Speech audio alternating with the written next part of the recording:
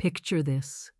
You're looking at the baby sister you used to sing lullabies to, and she's telling you she expects you to sell your deceased mother's home to pay for her $60,000 wedding. That was my reality. We were in an upscale restaurant, the kind with linen tablecloths and staff who hover to refill your water after a single sip. Across from me, my sister Chloe was practically shimmering. She still had that little crinkle next to her eyes when she smiled, the same one I'd poked gently when she was a toddler. Her fiancé, Ethan, sat beside her, his hand gripping hers, a polished, self-assured smile plastered on his face. And then Chloe said it. "It's just an empty building, Sarah. You can just sell Mom's house." She delivered the line with the same casualness as if she were asking to borrow a book. My hands began to tremble, so I quickly hid them under the table in my lap. I looked at the young woman I'd helped raise, the girl I'd always shielded from harm, and I saw a complete stranger. In that single heart-stopping moment, I understood this wasn't a request. It was an invasion. And long before the waiter offered us the dessert menu, I had already decided how I was going to win the war she had just declared. Before we get into all the details, do me a favor and hit that like button, subscribe to the channel, and let me know in the comments where you're tuning in from. Before Chloe wanted to liquidate our mother's memory, she was simply my little sister. 10 years my junior, she was the baby of our family, the one I felt an instinctual duty to protect. Our father walked out when I was 15 and Chloe was just 5. Our mom was forced to take on 2 jobs just to keep us afloat, which meant I stepped into the role of a surrogate parent. I was the one who packed Chloe's lunches, who clumsily braided her hair each morning, who performed the nightly ritual of checking under her bed for monsters. Our life wasn't glamorous, but it was ours. We had a connection that was cemented by boxed macaroni and cheese and whispered secrets in the tiny bedroom we shared. I truly believed that connection was invincible. I couldn't have been more wrong. Mom's illness came on like a slow fog. It began as a deep weariness she couldn't shake. Then came a persistent ache in her back that no amount of rest could soothe. I was the one who accompanied her to the doctor's office, my hand clutching hers when the word cancer echoed in that small, sterile examination room. I was 35 at the time, had been married to my husband Mark for a few years, and was working a stable yet demanding job as a senior analyst. Chloe, at 25, was living a life that seemed to be curated exclusively for a phone screen. She called herself an influencer, a term I struggled to grasp. From what I could gather, it involved posting artful photos of exotic coffees and designer outfits she couldn't possibly afford. When Mom's diagnosis came, my entire world contracted to the dimensions of a hospital room. My days became a dizzying montage of corporate spreadsheets and medical charts. I became an expert in her medication schedule. I learned how to flush her chemo port without flinching, and I learned how to decipher the clinical jargon of doctors who spoke in cold statistics. My lunch hours were spent on the phone, battling with insurance agents over denied claims and pre-authorizations. As soon as I left work, I'd drive straight to Mom's house, our house, to cook for her, to clean, to do anything I could to make her feel comfortable. More nights than I can count, I'd drift off to sleep in the old floral-patterned armchair by her bed, just to be there if she needed me. Mark was my anchor through it all. He'd show up at the hospital with takeout, knowing I'd forgotten to eat. He'd hold me while I sobbed from pure physical and emotional exhaustion, and he never once uttered a complaint about his wife having essentially vanished from our own life. Chloe, however, vanished in a completely different manner. She made appearances in the beginning. She'd sweep in with a radiant smile and a bouquet of overpriced flowers, and she'd stay for precisely 20 minutes. She'd snap a quick selfie with Mom, posting it with a caption like, "Fighting this battle together. Warrior Mama, family first," and then she'd be gone. She never stayed long enough to witness the grim reality of the disease. She never saw Mom violently ill after a treatment. She never saw her weep with frustration when her hands were too weak to hold a fork. She never had to change soiled bed sheets or confront the mountain of soul-crushing paperwork. I did try to involve her more. I vividly remember one Tuesday afternoon, Mom's home nurse called me in a panic. Her fever was spiking, and she needed to get to the emergency room immediately. I was in the middle of a critical presentation to our executive board, one I absolutely could not walk out of. My hands shook as I called Chloe, my voice tight with anxiety. "Chloe, I need you to get Mom to the ER. Her fever is over 102. There was a long pause. I could hear the distinct sound of clinking glasses and laughter in the background. "Oh my God, Sarah, I totally would," she said, her voice laced with a thin veneer of sympathy. "But I'm at this massive collab event for a new makeup brand. It's like a huge opportunity for my channel. Can't you go?" "I can't," I said, my voice flat with defeat. "I'm at work." "Well, can't you just leave? My thing is like a once-in-a-lifetime career move." I ended the call. I stood up, walked out of my own presentation, muttered a hasty apology to my confused boss, and raced to Mom's house.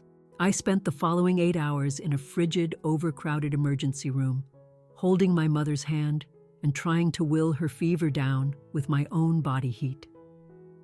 The next day, Chloe posted a photo of herself holding a tiny, glittering pot of eyeshadow. The caption read, "So blessed to be surrounded by such inspiring creators. Hustle making dreams come true." I stared at the photo, at her flawless, unbothered smile, and I felt a cold, dense knot form in the pit of my stomach. This became our unspoken routine. I managed the ugly, agonizing reality of our mother's decline. Chloe managed the filtered, monetized version of it. She was perpetually busy. She had a yoga retreat she couldn't miss, a weekend getaway with Ethan, a content creation session that was impossible to reschedule. Her apologies were always delivered with a tone of practiced regret that felt more like a script than genuine emotion. Mom saw it all. She never said anything explicit, but I saw the understanding in her tired eyes. One evening, I was helping her with a jigsaw puzzle on her bedside table. She was so frail, her skin like parchment. She turned to me, her eyes lucid and heavy with sadness. "You're such a good daughter, Sarah," she whispered, her voice a dry rasp. "You were always the one I could count on. I don't know what I would have done without you." "You have both of us, Mom," I said, trying to keep my voice steady.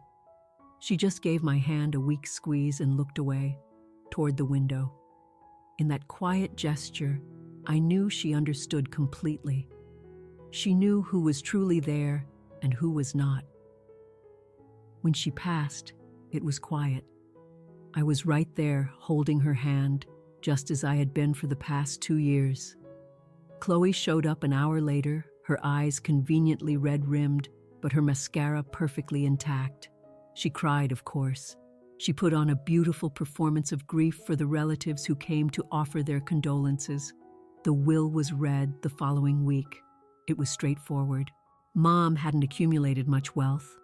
There was a small life insurance policy, which she had divided equally between us. And then there was the house, the modest 2-bedroom cottage we grew up in, a place filled with her scent, her memories, her love. She left it entirely to me. When the lawyer read the clause from the will aloud, it felt less like a gift and more like a sacred duty. To my daughter, Sarah, who made this house a home for me in my final years, may she always find peace within its walls. I was so naive. I thought this shared tragedy might finally bring us closer, that it would reawaken the bond we once shared. I failed to realize that Chloe wasn't mourning the mother we had lost. She was calculating the value of the asset I had just gained. That house was the only tangible piece of Mom I had left, a physical anchor for my memories. For Chloe, it was just a number with a dollar sign in front of it. It was exactly 2 weeks after the funeral. 2 weeks of waking up and having to remember for a brutal split second that Mom was gone. 2 weeks of walking past her empty room and feeling the loss like a physical blow. The grief was a thick, heavy blanket I couldn't seem to throw off. I was just beginning to regain my footing, to learn how to exist in this new, silent world when my phone rang. It was Chloe. Her voice was bright, almost jarringly cheerful. "Hey, Sarah, how are you holding up?" The question was hollow, a platitude from a greeting card. "I'm okay, Chloe, taking it one day at a time." "I know. It's been so hard," she said, her tone breezy and disconnected. "Listen, I was thinking, we should get out. Let's have lunch this week, just us. It'll be good for you to get out of the house." A part of me was immediately suspicious. We hadn't had lunch, just the two of us, in years. But another part, the older sister who never quite gives up hope, felt a small flicker of optimism. Maybe she wanted to reconnect. Maybe she was finally ready to share the weight of our grief. "Okay," I said slowly. "That sounds nice." We met at that upscale restaurant from the beginning of my story, the one with sparkling chandeliers and prices that made my stomach clench. Chloe had chosen it naturally. She arrived looking like she'd just stepped off a runway, wearing a silk dress that likely cost more than my monthly car payment. I felt drab and worn in my simple black sweater. The small talk was painfully forced. She asked about my job with a distracted air that made it obvious she wasn't listening to my response. I tried to bring up Mom, to share a memory of her laughing in the garden, but Chloe expertly rerouted the conversation. "Oh, that reminds me. Ethan and I finally found our dream wedding venue," she announced, her eyes lighting up with genuine excitement. She whipped out her phone to show me pictures of a sprawling country estate with manicured lawns and a grand ballroom. "It's beautiful," I conceded. "It's perfect, right?" She sighed dreamily. "It's everything I've ever wanted. There's just one tiny little snag." "What's that?" I asked, taking a sip of my water. She put her phone down and looked at me, her expression shifting to one of practiced seriousness. "It's expensive, like really expensive. The deposit alone is $60,000. I nearly choked on my water. 60,000. Chloe, that's an enormous amount of money. "I know," she said, her voice dropping to a conspiratorial whisper. "But it's an investment. In our future. In our happiness." She paused, taking a delicate sip of her iced tea, then looked me directly in the eye. But then I had a realization. There's a simple solution. I waited, a sinking feeling growing in my stomach. A cold dread began to creep up my spine. "You can just sell Mom's house," she said. The words hung in the air between us, ugly and sharp. The clatter of cutlery from the adjacent table seemed to fade into a dull hum. All I could hear was a high-pitched ringing in my ears. I stared at her, desperately searching for the little girl who used to fall asleep with her head on my lap. I couldn't find her. All I saw was a stranger wearing my sister's face. "What?" I whispered. "The house," she repeated, a little louder this time, as if I were slow-witted. "It's just an empty building, Sarah. It's dead weight. You and Mark have your own place. If you sell it, we can split the proceeds. You get a share, I get a share. It's only fair. My portion would be more than enough to cover the wedding." I felt as if I'd been physically struck. "Fair?" I finally managed to say, my voice trembling. "Chloe, Mom left me the house. It was her home. It's all I have left of her." Just then, Ethan arrived, claiming he'd been parking the car. He slid into the booth beside Chloe and kissed her cheek, his gaze fixed on me. He had clearly heard everything. "Hey, Sarah," he said, his smile not quite reaching his eyes. "Chloe was just filling you in on our great idea."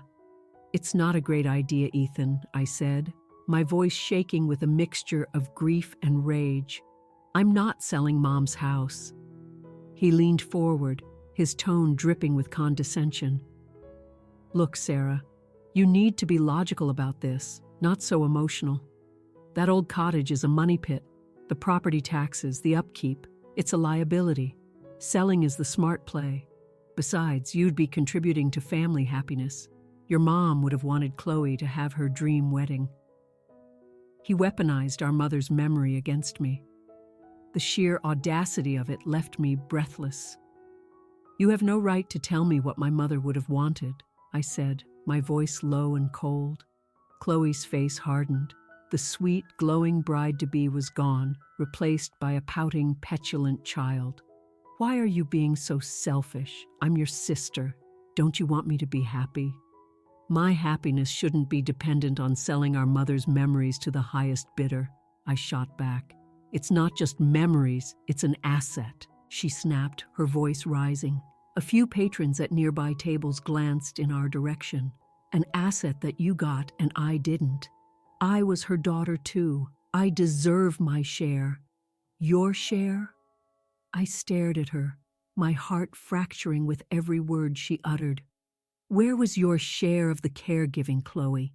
Where was your share of the sleepless nights, the hospital runs, the chemo appointments? Where were you when Mom was dying?" Tears welled in her eyes, but they were tears of fury, not sorrow. "That's not fair. You know I was busy building my career. You were busy taking pictures at brunch," I said, the words tasting like acid. We sat in a thick, suffocating silence. I looked from my sister's enraged face to her fiancé's smug one. These were not family. They were scavengers, looking to mine my grief for their own personal gain. The betrayal was so absolute, so profound, that it left me feeling hollowed out. I placed my napkin on the table, my hands still trembling. "I have to go," I said, pushing my chair back. "Sarah, don't you walk away from this," Chloe warned, her voice sharp. "There's nothing to walk away from," I said, looking down at her. "The answer is no. It will always be no." I walked out of the restaurant, leaving them sitting there amidst the flickering candlelight and quiet murmurs. The cool afternoon air hit my face, but I barely registered it. I felt completely numb. I had just lost my mother. Now I knew I had lost my sister as well. The drive back to Mom's house, my house, was a complete blur. I don't remember the traffic signals or the turns I made.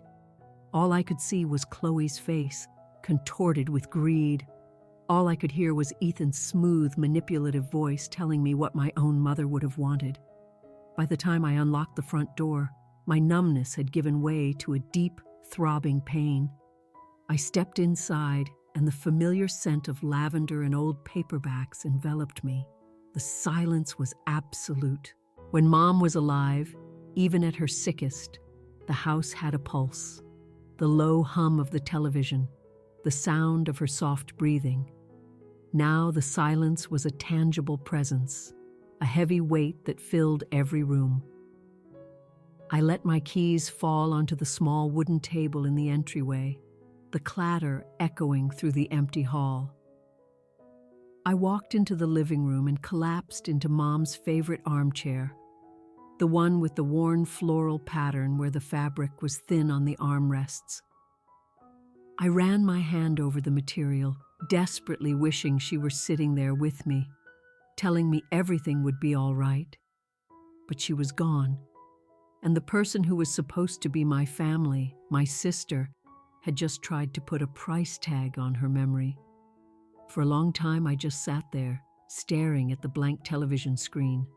I thought about all the sacrifices I'd made, the promotions I'd turned down at work because I couldn't commit to the extra hours, the vacations Mark and I had indefinitely postponed. the countless nights of sleep I'd lost, sick with worry about Mom. I had done it all without a second thought because that's what you do for family. You show up, you do the hard things. I never kept score. I never expected a reward. The house wasn't a payment for my services. It was a legacy, a sanctuary. And Chloe saw it as nothing more than a bank account she felt entitled to withdraw from. Slowly, I stood and began to drift through the house, my fingers trailing over familiar objects. I touched the chipped rim of the cookie jar on the kitchen counter, remembering the taste of Mom's chocolate chip cookies. I went into her bedroom and opened the closet. Her clothes still hung there, faintly smelling of her perfume. I pulled out her favorite blue cardigan and buried my face in it, inhaling the last traces of her. The tears I had been fighting back finally broke free. They weren't just for Mom. That grief was a familiar, dull ache, a constant companion. This was a new kind of pain, sharp and violent. It was the grief of betrayal. I cried for the sister I thought I had, the one who held my hand at Dad's funeral, the one I taught how to ride a bike. Where did she go? When did she become this cold, calculating person who valued a wedding venue over our entire shared history? My feet carried me to the doorframe separating the kitchen and the living room. There, etched in faded pencil, was a history of our childhoods, a series of lines and dates marking our growth. Sarah, age 10. Chloe, age 5. Sarah, age 12. Chloe, age 7. My finger traced the highest mark for Chloe, the one Mom had made just before she left for college. I remembered that day, how excited Chloe had been, how full of dreams. I was so proud of her. I leaned my forehead against the cool wood of the doorframe, and a fresh wave of sobs shook my body. I cried for that little girl. I cried for the bond that I now realized had been broken for a very long time. I had just been too busy, too consumed with caregiving to notice. Her selfishness wasn't a recent development. It had been growing for years, watered by my sacrifices and my willingness to always be the responsible one. I was the giver, and she was the taker. It was a dynamic we had perfected over decades. As I stood there crying in the silent house, something inside me shifted. The storm of grief began to recede, and in its place, a quiet, cold clarity settled in. The tears stopped. I wiped my eyes with the back of my hand and took a deep, steadying breath. I looked at the pencil marks on the wall one last time, not as a symbol of a bond that was lost, but as a record of a past that was over. I would not let her destroy this last piece of our mother. I would not let her and Ethan bulldoze my mother's memory for their perfect Instagram wedding. I had spent years putting Chloe's needs, Chloe's comfort, Chloe's happiness before my own. I had enabled her. I had protected her from the consequences of her own selfishness, all in the name of family, no more. In the lavender-scented silence of my mother's living room, I made a decision. It wasn't loud or dramatic. It was a quiet, internal promise to myself and to my mother's memory. I would stop being the giver. I would stop being the doormat. I would stop setting myself on fire to keep my sister warm. The next time Chloe came for me, I would be ready. I didn't know how, and I didn't know when, but I knew with absolute certainty that I was done being the victim. My quiet, self-sacrificing life was over. It was time to fight for my peace. A week of tense, heavy silence followed our disastrous lunch. Chloe sent a few short, clipped texts that swung between passive aggression and feigned concern. Hope you're feeling better. Still thinking about what's fair. Mom would want us to be happy. I deleted them all without replying. Each message felt like a small, sharp piece of glass on the floor, a reminder of the wound she had inflicted. Mark was livid on my behalf. When I told him what had happened, his face tightened with an anger he rarely showed. "I knew it," he said, shaking his head. "I knew she only wanted one thing." "Sarah, you are done with her. You don't owe her a single thing." He was right, of course. He was my protector, my voice of reason. He saw Chloe's manipulation with a clarity that I, blinded by years of sisterly duty, was only just beginning to find. Then on a Tuesday night, my phone rang, flashing Chloe's name. My first instinct was to ignore it, but something made me answer. Curiosity, perhaps, or maybe the quiet resolve that had been hardening inside me all week. "Hello, Chloe," I said, my voice even and calm. Her voice, when it came, was a shock. It was dripping with a sugary sweetness that was completely at odds with the rage she'd shown at the restaurant. It was the voice she used when she wanted something. "Sarah, I'm so glad you answered," she chirped. "Listen, I've been thinking so much and I feel just awful about how we left things. I was so stressed about the wedding and I was grieving and I said things I didn't mean. I was a total monster."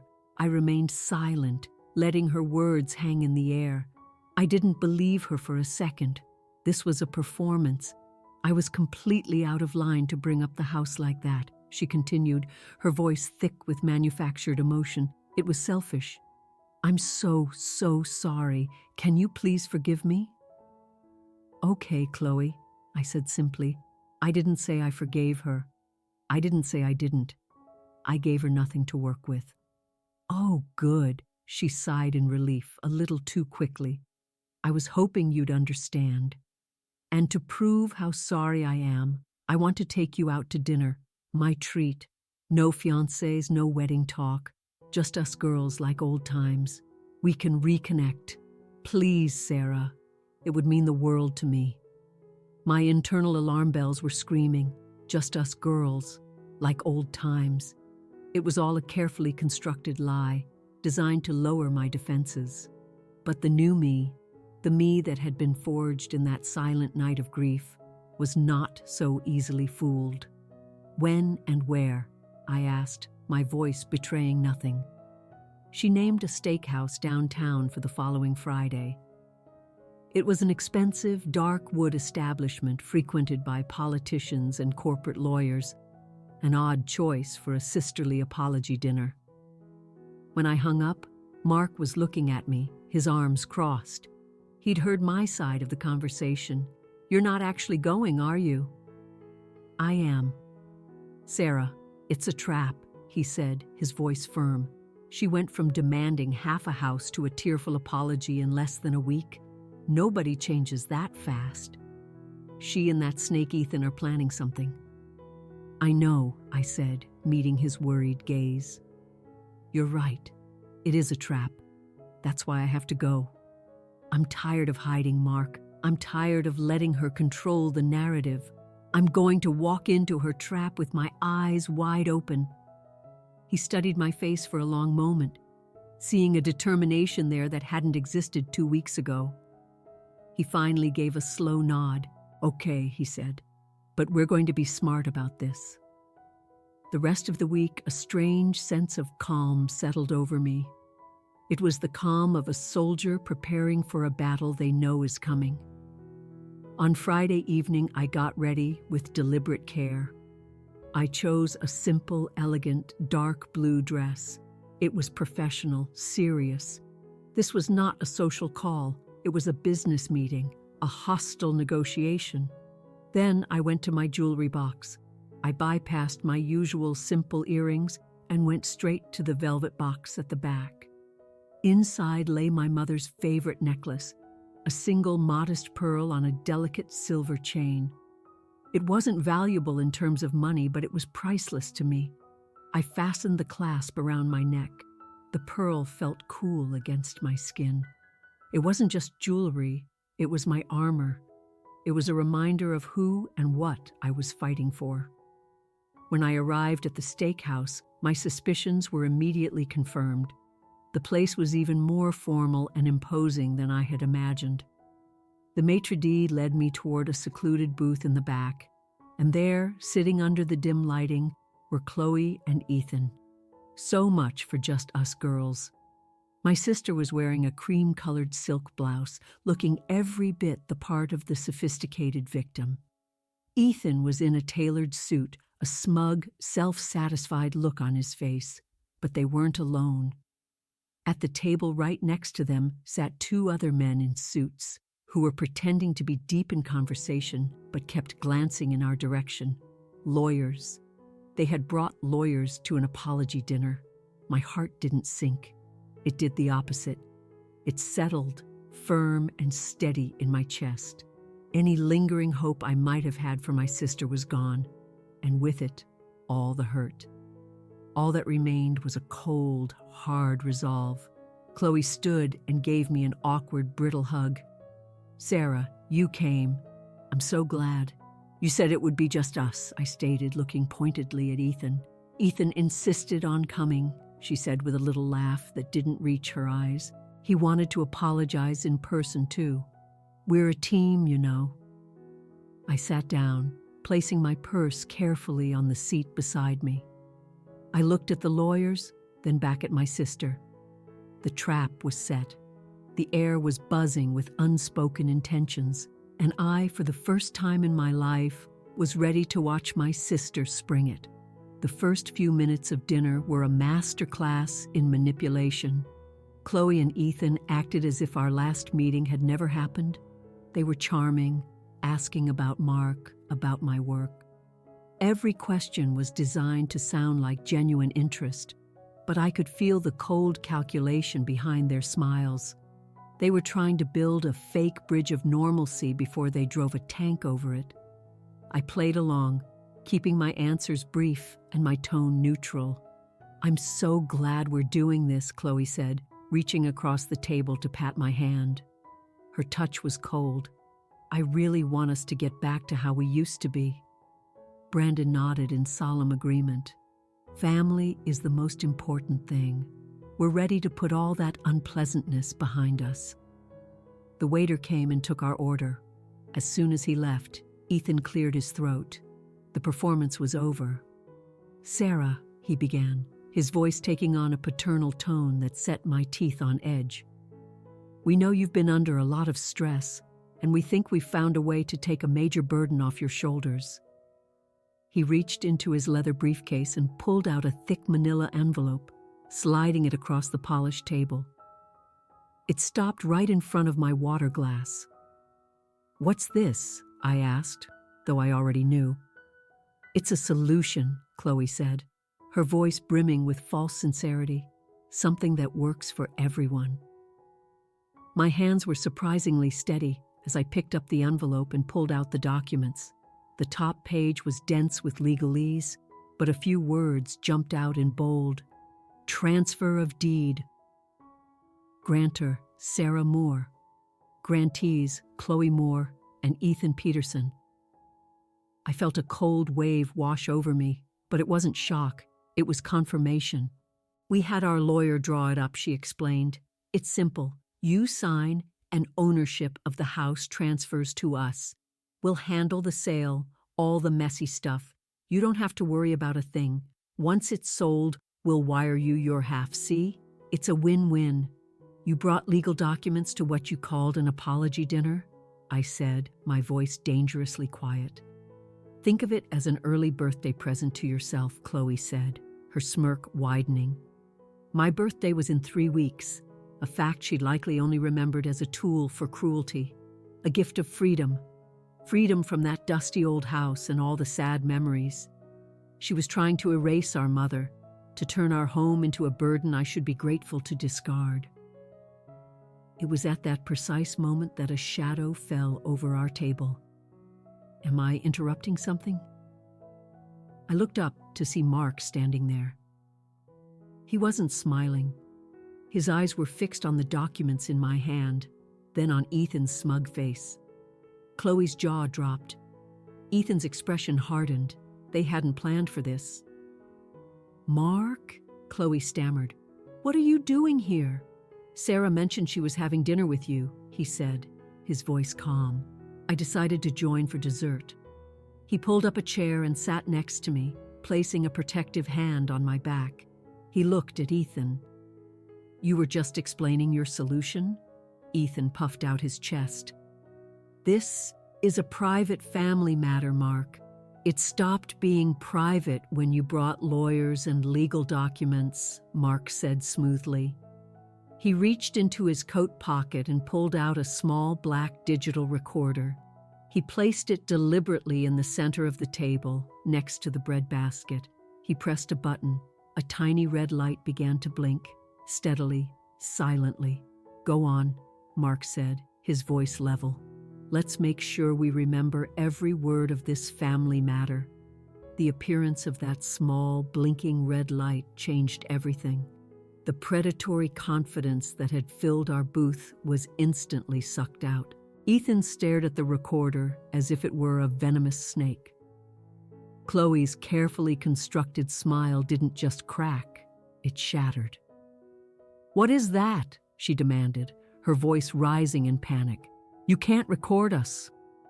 The two lawyers at the next table, who had been feigning ignorance, now froze completely, their eyes darting from the recorder to Ethan, their expressions shifting from professional indifference to visible alarm.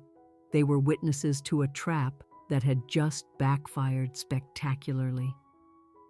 "Actually," Mark replied, his voice the epitome of calm, "I can. Ohio is a one-party consent state. As a party to this conversation, I can legally record it. And since you've presented my wife with legal documents in a clear attempt to coerce her into signing away her property, I think it's a very good idea to have a record." Chloe's mask of sweetness and sorrow disintegrated, revealing the raw, ugly fury beneath. "Turn it off, Mark," she hissed. "This is harassment." Ethan, recovering, tried a different tactic. "Now let's all be reasonable. There's no need for this drama." "Is that what you call this?" I asked, my voice stronger than I expected, colder. I tapped my finger on the legal papers. "Ambushing me with lawyers and contracts? That's your idea of fair?" "It's more than fair," Chloe snapped, all pretense of apology gone. "You got the house and I got nothing. I was Mom's daughter too. I deserve my inheritance." "Mom gave you your inheritance," I said, my voice like ice. "She gave you half of her life insurance. And before that, she gave you a college education she couldn't afford, co-signed for your car, and paid your rent for a year.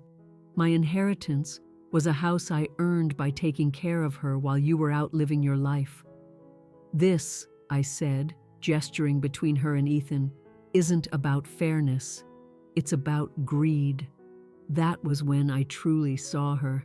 It was a moment of painful, liberating clarity. I was looking at a person who believed, with her whole being, that she was entitled to my home, my peace, and my mother's legacy. She felt no shame, only anger that she'd been caught. In that moment, the last vestiges of my grief for the sister I had lost burned away. You can't grieve for someone who never really existed. Mark picked up the recorder. "I think we have everything we need." He stood up, and I stood with him. We hadn't touched our food. I left the legal documents on the table, a monument to their failed coup. "Sarah, don't you walk away from me." Chloe's voice was a storm of desperation. "We're not finished here."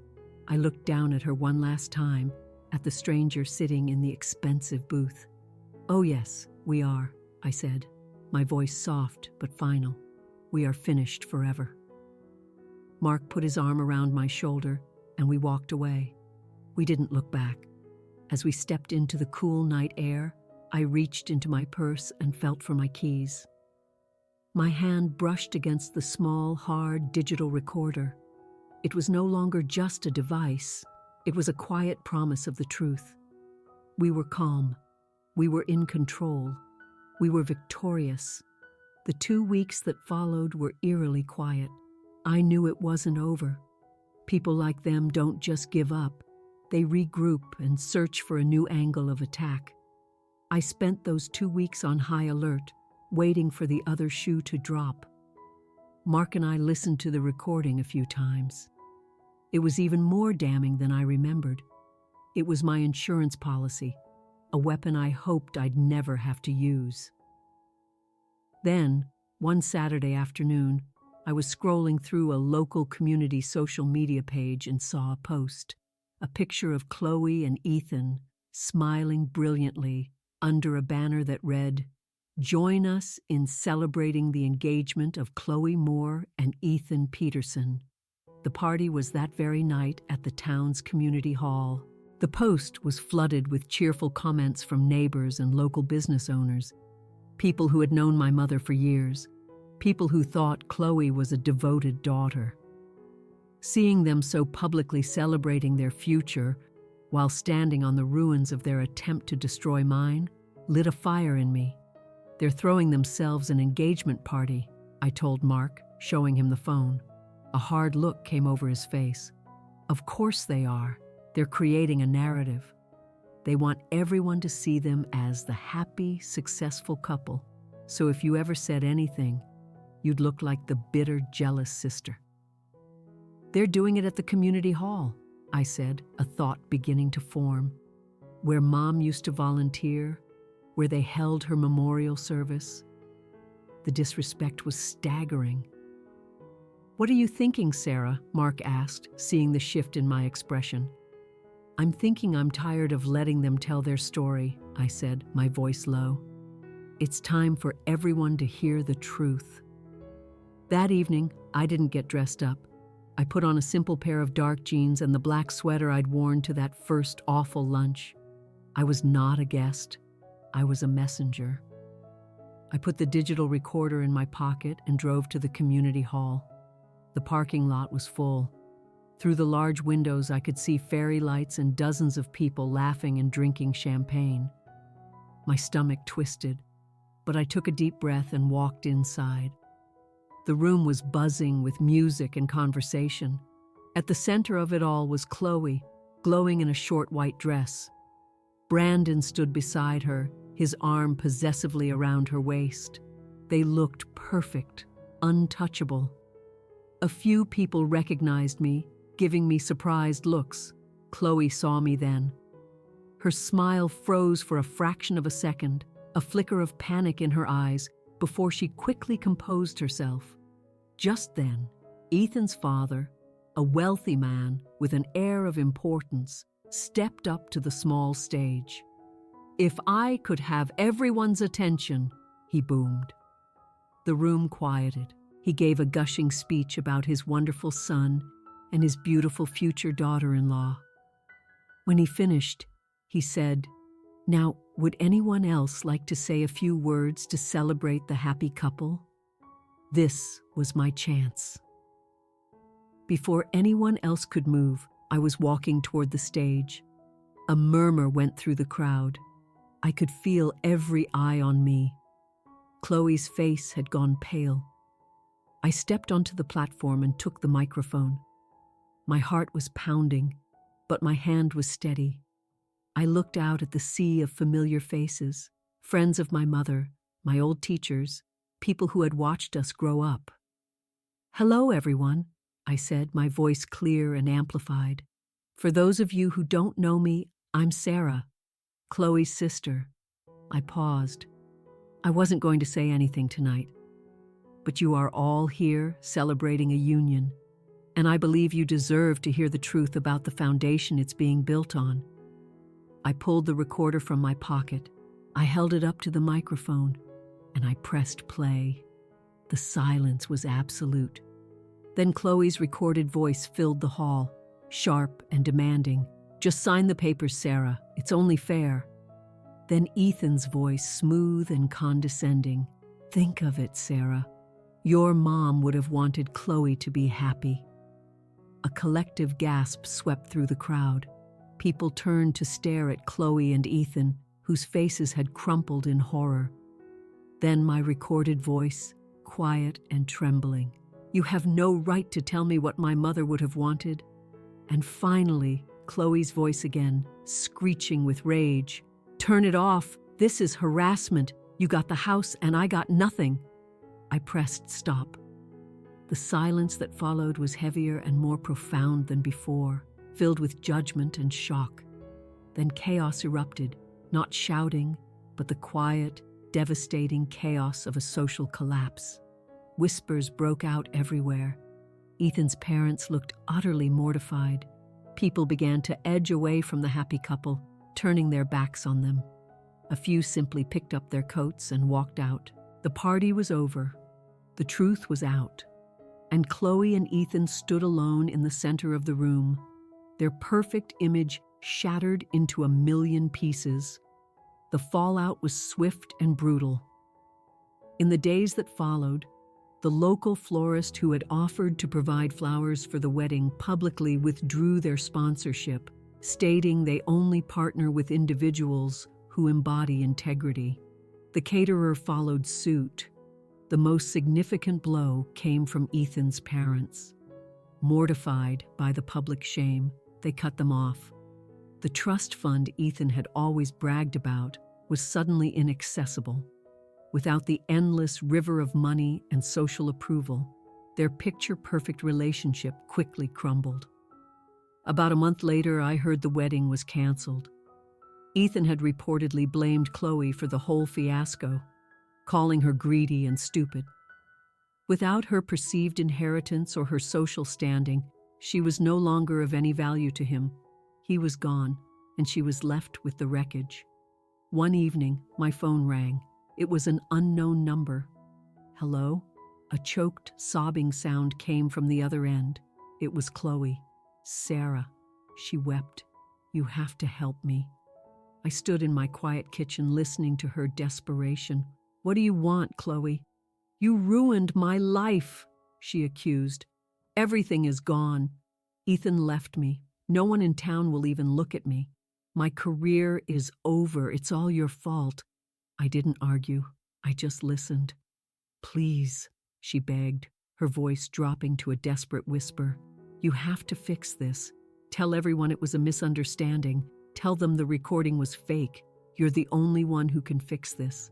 And there it was. Even at rock bottom, she believed I was responsible for her happiness, that it was my job to clean up her mess. She hadn't learned a thing. She was sorry only for the consequences. I took a deep breath. The weight of a lifetime of her expectations lifted from my shoulders. "No, Chloe," I said, my voice calm and final. "I won't fix this. I didn't break it. I didn't ruin your life. I just held up a mirror. Everything that happened after that was you, your words, your actions. You broke it. You fix it." I heard her take a sharp breath to argue, but I didn't wait. "Goodbye, Chloe." I ended the call. The connection was severed, and I felt lighter than I had in decades. The war was finally over. Months passed. The drama faded from town gossip. My life found a new rhythm of peace. The house, once a battleground, became my sanctuary. Mark and I painted the walls, planted a garden, and made it our own. It was no longer just my mother's house. It was my home. I rarely heard news of Chloe. She had moved out of state, a ghost from a past life. One spring afternoon, I was sitting in my mother's old armchair, now reupholstered, looking out at the garden where new flowers were pushing through the soil. For so many years, this house had been a place of worry and grief, then a symbol of greed and betrayal. But now, it was just home, a place of safety, peace, and new beginnings. I felt my mother's presence not as an absence, but as a warm, loving memory woven into the fabric of the house. I knew with a certainty that settled deep in my bones that she would have been proud, not just because I had saved her home, but because I had finally saved myself. Sometimes the hardest loss isn't losing a family member to death. It's losing them to who they've become and accepting that the love you had can't survive without a foundation of respect. I lost a sister, but I found myself. I learned that my own peace, my own well-being, wasn't a selfish desire. but a necessary inheritance. It was the one thing no one could ever try to take from me again. If you've ever had to stand your ground against manipulation or fight for what you know is right, like and subscribe, because protecting your peace is the only inheritance that truly matters.